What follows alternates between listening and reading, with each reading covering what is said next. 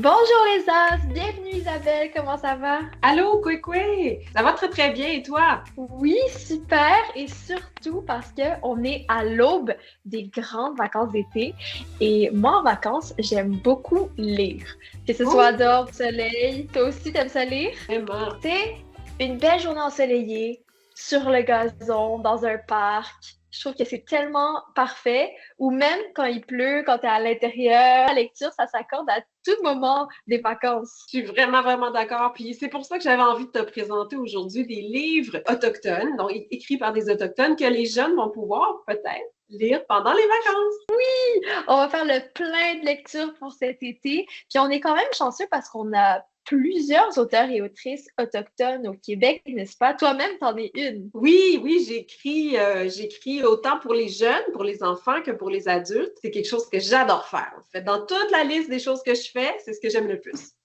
Alors, est-ce que tu peux nous parler un petit peu pour commencer de toi, la série de romans niche que tu as écrit? Parce qu'on sait qu'il y a beaucoup d'as qui sont déjà des fans. À chaque fois qu'on publie tes vidéos, on a des commentaires en dessous qui parlent de ces livres-là. Alors, niche, c'est un mot en Innu qui signifie deux. Entre Oui, autres parce que les personnages principaux, ce sont des jumeaux, c'est ça? c'est ça, exactement. Mais je vais vous les montrer, en fait, parce que j'en ai trois. J'en ai fait trois des niches. Donc, il y a le premier ici, le deuxième et le troisième. Ça s'adresse à un public, je dirais que mes bons lecteurs ont 9 ans. Les vraiment très, très bons lecteurs ont 9 ans. Mais de façon plus générale, c'est entre 10 et 13 ans, les niches. Donc, cinquième année, sixième année, secondaire 1, ça fonctionne super bien. Et ça parle de deux jumeaux, Léon et Héloïse, qui ont dans le premier tome 13 ans. Et ils vivent dans une communauté autochtone Innu très éloignée qui s'appelle Matimekosh. As-tu déjà entendu parler de ça, Matimekosh? Non, C'est vraiment loin. Pour s'y rendre, là, c'est où? faut prendre un avion. C'est dans le nord du Québec. On est presque arrivé en territoire inuit. Donc, si on prend un avion de Montréal, ça prend plusieurs heures pour se rendre. Puis, si on y va en train, on peut partir de cette île, mais ça prend 14 heures de train. Donc, imagine. Donc, quand je suis arrivée là, j'ai organisé un échange entre des sixièmes années de mon école, donc l'école Wata de Wendake, où je travaillais, et les sixièmes années de l'école de Matimekosh. Et on allait passer une semaine, donc, sur le territoire de Matimekosh, et j'ai trouvé les jeunes extraordinaires. Ils étaient allumés, intelligents, ils étaient drôles. Et tout le monde s'occupait de tout le monde aussi dans la communauté parce que c'est une communauté qui est vraiment très, très isolée. Ben, quand il arrive quelque chose, il faut qu'ils puissent compter les uns sur les autres. Donc, on prend soin des aînés, on prend soin des femmes, on prend soin des enfants, bien sûr.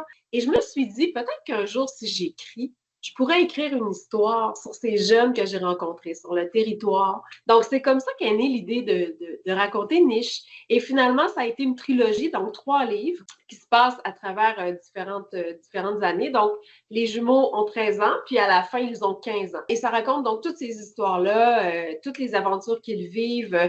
Léon, qui est un joueur de hockey, Héloïse, qui est une petite curieuse, qui veut faire connaître les injustices, la pollution, des trucs comme ça.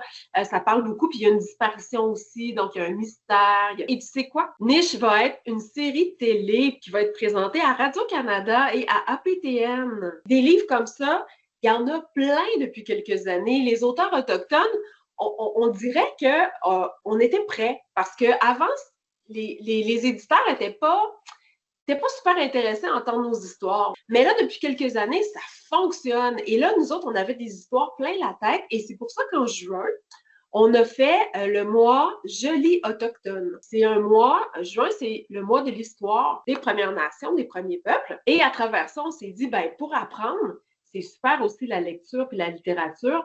Donc, il y a vraiment un mois qui est dédié à ça. Alors, parle-nous de quelques recommandations que tu aurais peut-être de lecture jeunesse autochtone pour cet été.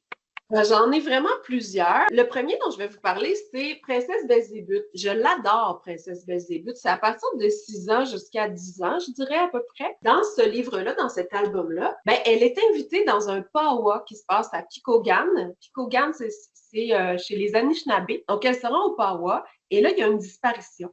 Le maître de cérémonie, on en a déjà parlé des powwows, le maître de cérémonie, c'est un peu le chef d'orchestre des powwows. Et là, il va disparaître. Alors, Princesse Belzébuth, Elle va être avec son fidèle compagnon qui s'appelle Philémon et elle va rencontrer Maggie qui est une Anishinaabe. Le trio va se mettre à chercher des indices pour essayer de savoir qu'est-ce qui s'est passé avec le maître de cérémonie. Parce qu'on ne peut pas débuter le powwow si le maître de cérémonie n'est pas présent. C'est vraiment une belle histoire avec des belles images, des belles illustrations. J'aime beaucoup. Ensuite, j'ai envie de te présenter un de mes coups de cœur de l'année. Ça s'appelle Le premier arbre de Noël. Là, je le sais, on est l'été, ça ne nous tente peut-être pas d'entendre parler de Noël, mais ça parle de forêt, ça parle de nature. Et c'est un conte Innu qui a été fait aussi en collaboration donc avec une illustratrice qui n'est pas autochtone. Donc souvent, on fait des collaborations comme ça peut être super intéressant. Mais c'est Ovila Fontaine donc qui raconte un conte Innu sur comment le premier Noël est arrivé chez les Inuits. Parce que Noël, c'est pas une fête que les Autochtones fêtaient. C'est arrivé quand les Européens sont arrivés, quand les premiers colons sont arrivés. Là, tranquillement, Noël, c'est quelque chose qui est aussi arrivé dans nos communautés. Ce livre-là, il raconte que le grand esprit, qui était toujours dans le ciel, regardait les Inuits pendant l'hiver, puis il trouvait vraiment que l'hiver était difficile parce que, on n'a pas beaucoup de nourriture en abondance, ça, c'est plus difficile. L'hiver peut être rude, il fait froid, il y a des tempêtes de neige. Puis il disait, peut-être que ça serait bien que j'apporte quelque chose de nouveau, quelque chose de festif, où on peut célébrer pour que les Inuits, ça soit un petit peu plus facile leur hiver. Alors, il s'est mis à chercher un arbre de Noël. Et là, il s'est promené dans la forêt. Il est allé voir le pin, il est allé voir l'épinette. Puis, il n'y a pas un arbre qui voulait être l'arbre de Noël. Et tout d'un coup, il y a le sapin qui est là. Et le sapin dit, oui, moi, j'ai envie d'être l'arbre de Noël. Donc, c'est toute une histoire où on se promène dans la forêt. C'est vraiment magnifique en plein hiver. C'est vraiment un très beau livre. À partir de l'âge de 6 ans, si vous êtes avec papa, maman, 5-6 ans même. Puis, c'est pour les adultes aussi, j'ai aimé ça, moi. Donc, ça peut être vraiment pour tout le monde. Ça, c'est le fun parce que même en été, on peut les lire et après aller dans la forêt puis reconnaître tous ces différents arbres. Oui, absolument aussi. Par exemple, quand il arrive près du sapin, le sapin dit, tu sais, moi, déjà, on peut se servir de ma gomme, la gomme de sapin, pour guérir des maux de gorge. Donc, on apprend qu'est-ce que les plantes, qu'est-ce que les arbres font. Donc, pour nous aider, pour nous guérir, souvent pour nous soigner. Puis un beau mix de culture, justement. La culture européenne qui a ramené Noël, puis en même temps la culture autochtone qui amène les savoirs sur les plantes médicinales. Un autre livre dont je voulais te parler, c'est Les contes de la tortue. Donc, on est encore ici dans les légendes, les contes. Il y a 11 histoires là-dedans.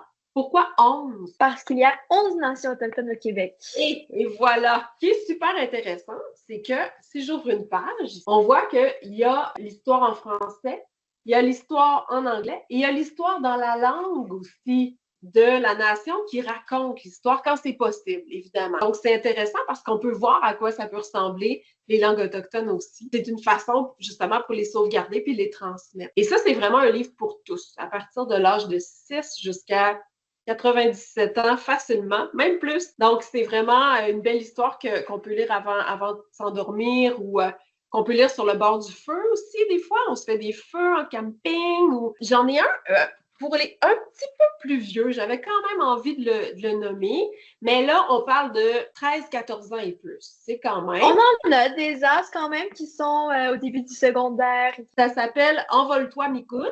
Envole-toi Mikun, c'est de Moira Bacon, qui est une Innu de Mastoyache. Puis, justement, ça se passe au secondaire. Donc, c'est l'histoire d'une jeune Innu qui arrive en ville. Puis là, à un moment donné, elle trouve ça difficile. Elle se retrouve un peu toute seule. Elle dit, peut-être que si j'ai l'air moins Innu, peut-être que je vais me faire des amis plus facilement. Donc, il y a tout un questionnement sur la différence. La différence au niveau de sa culture, mais la différence aussi sur ses préférences amoureuses. La différence, quand on est au secondaire, on se découvre. Il y a tout un questionnement. Alors moi, écoute, c'est ça que j'avais à te présenter, mais si vous avez envie de découvrir davantage, il y a un site, je le sais les as, que vous êtes super bon avec Internet, donc vous pouvez aller taper sur Google « Je lis autochtone » et là, il y a plein de suggestions par âge. Donc, selon l'âge que vous avez, selon vos goûts, on va vous donner une liste de suggestions, puis ces livres-là, vous pouvez les acheter n'importe où, dans n'importe quelle librairie près de chez vous. Wow, merci tellement pour toutes ces belles ressources et ces belles recommandations. Ce que j'aime beaucoup de la lecture, c'est que c'est une façon vraiment facile de rentrer dans la réalité de différentes personnes et donc de comprendre l'autre et de comprendre les gens, tu vois, quand tu es dans leur tête un petit peu. T'as tellement raison, là. C'est comme si on entre dans l'univers de l'auteur. On peut découvrir les plantes traditionnelles, on peut découvrir plein de choses au niveau de l'histoire, donc c'est vraiment intéressant. Un apprentissage en même temps d'être vraiment amusant. Mais je te remercie beaucoup, Isabelle, de nous avoir donné tout plein d'idées de lecture autochtone pour cet été. Et puis, je te souhaite à toi aussi des belles lectures cette année. Merci beaucoup, Mélanie. On se revoit. Voilà, après les vacances. Au revoir. Bye.